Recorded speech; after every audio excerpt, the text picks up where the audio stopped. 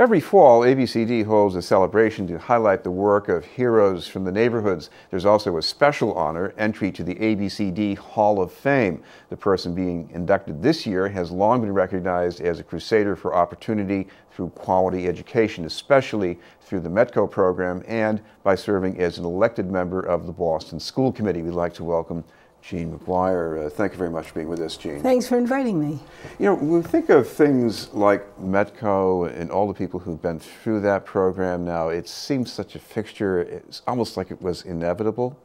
But, you know, you're one of the people who got this started. I mean, how did that happen? Well, actually, it was an outgrowth of Exodus, where when Ms. Hicks said we had open enrollment, this is Louise Day Hicks of the Boston School Committee, right? Said you could go to any school in Boston as long as you got there and found the seats. So Exodus parents went around, looked for open seats, and plugged their kids in there. And out of that, Ellen Jackson and Ruth Batson and friends from the League of Women Voters and the fair housing groups of the suburbs, actually mostly a lot of very forward-thinking white women in the suburbs who said, we're tired of waiting for housing to change for our kids to go to integrated schools. Why not bring them out? When we have declining enrollment, we're talking about closing schools. Schools in Boston are crowded. Why don't we invite some of the students to come? And that's how it began. Refresh our memories about this, because what I was most impressed by in this chapter was, yeah, there is this nice idea kids can go anywhere they want, but getting there... that brought us Judge Garrity. Yeah, yes. Because it's not the responsibility of parents to do school assignments. It's the responsibility of the Boston School Committee and the superintendent. I mean, people had to provide the transportation themselves. We raised money every week for cabs and car fare and gas so parents could get to schools in West Roxbury and Rosendale and Jamaica Plain, where schools weren't that crowded. And I remember as a teacher, I had 43 kids, 36 seats, and me, and cold water, and 1920 Scott Forsman books. And you go out to Brighton, and they had Peter DeGrand books which were given to the school system so that every teacher would have some library books in the school. We never got them in Roxbury. And in those days, I understand people were playing games with the supply of seats and desks. Oh, yes. What Exodus did was go into the school unannounced and with their notebooks write down grade 1, room 102, in the name of the school, and they'd write down how many seats they found empty. And the next day, they'd plug parents into them with their children. They moved fast. Talk about the results of the METCO program. I mean, you can measure it by how many people went to college and so on, but what do you point to usually? Well, you know, one little boy in Lincoln said one day, you know what's good about METCO? Those of us who live in Lincoln find out that all black kids don't sing and dance and play basketball. And all the kids from Roxbury and Dorchester and Mattapan find out that we all can't spell either. Basically, it's a way to eliminate stereotypes and to form friendships under the supervision of teachers and coaches and school bus drivers and people who care about you during your formative years, and those friendships often last a lifetime.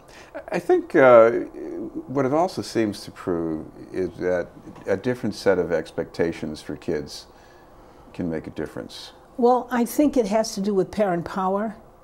In smaller school systems, parents are closer to the person whom they elect for the school committee. And certainly in Boston, now with an appointed school committee, I don't think people really know who's on the school committee because they're not involved in the process, and they're not involved in what school committee members working with a superintendent say are the goals for the school system. What priorities do we have? What's important? What is it going to cost you? What do we think the results will be? And that dialogue is not there as much as it could be. I think it's sad that Boston is the only place in Massachusetts that doesn't have an elected school committee. And I wonder why people of color would come north and give up the vote. Let me ask you about the future of METCO too, because you're on the cusp of what, 50th anniversary? It is the 50th year now. Right. It started in 1966 along with ABCD and Roxbury Community. A lot of things started then.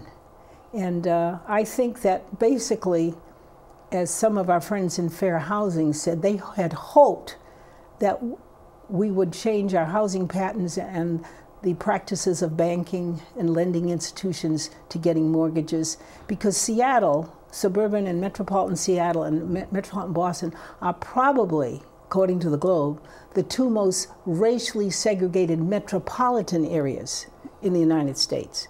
You don't have the kind of suburbs you have outside of Atlanta and Shaker Heights. And even there's too much residential segregation that forces school systems to, if they use the neighborhood pattern, to teach the children who live nearby. Of course, in high school, you can go anywhere, basically. And most suburban towns, except for Newton, have one high school, so everybody meets no matter where they live.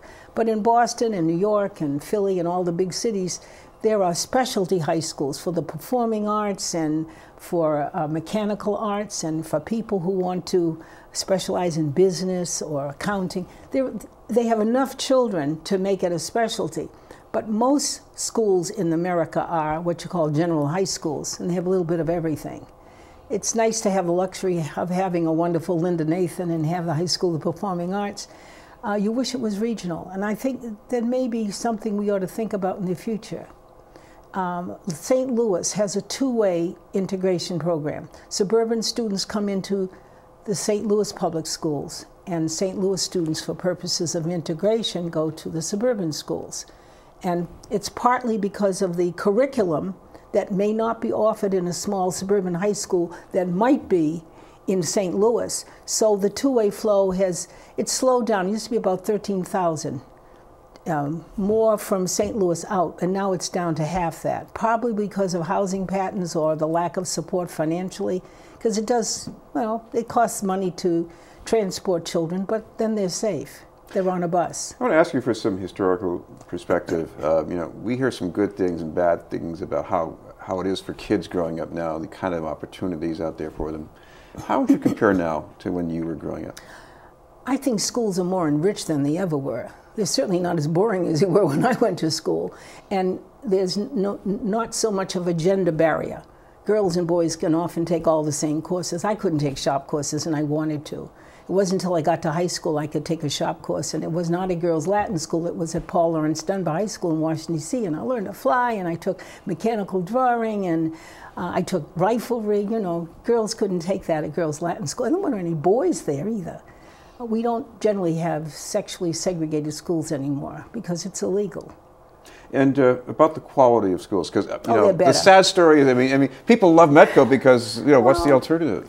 Well, I taught in Boston schools, and what I find is there's a difference in resources depending on how much you're willing to pay for in taxes.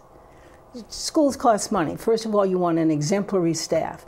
You want good buildings. You want them to be warm. I remember on the school committee, the first thing Laval Wilson and I did was to get rid of all the leaky windows we had and leaky roofs. That was a priority, and we knew there was curriculum that needed changing. We needed more modern books and things. Schools all need a library.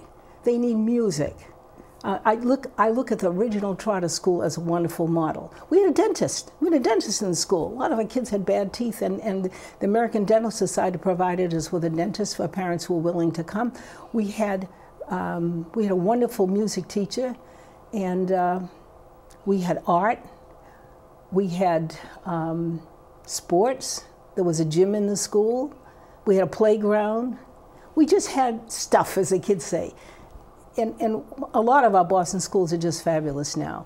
What people look at is who the parents are who send their children to school. There are class issues, and there are issues of race where people tend to stereotype a group or an income level as if somehow that has something to do with how you learn. How you learn has to do with what's expected of you and what's offered you. And it's up to us, the citizens, to make sure our schools are enriched with wonderful teachers, good paychecks, nice art, music, and sports, and chances for kids to go to the museums, to go to orchestra rehearsal. We used to go to the rehearsals of the Boston Symphony for the afternoon rehearsals. They were free, but it means you have to have a bus to get there. All the things that you want for your children to be as adults, you invest in them when they're young. Thank you very much for being with us.